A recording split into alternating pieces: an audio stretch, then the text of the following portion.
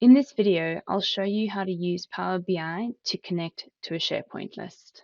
The first thing we need to do is get the URL for the SharePoint list.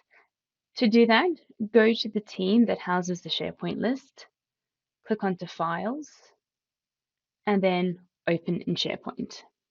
We need to go to the URL and copy everything to the left of the word shared, including the /. Then in Power BI, we can go to Get Data, More, type in SharePoint,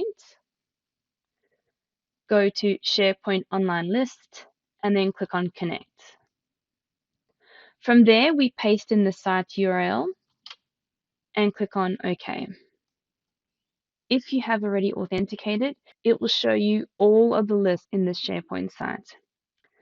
I am looking for the one that says Get to Know Your Adobe Apps.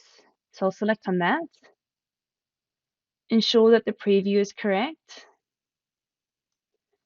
and then click on Load.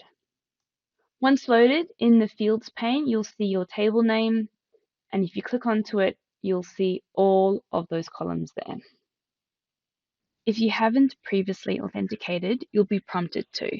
So clicking on Connect, pasting in the site URL, clicking OK. It's now prompting me to authenticate. So to do that, I go to the left-hand side of the pop-up and click on Microsoft Account.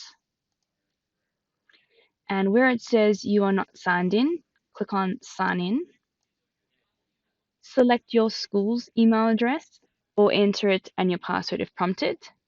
It now changes to you are currently signed in, and then click on Connect. You're now authenticated and are able to connect to the SharePoint list.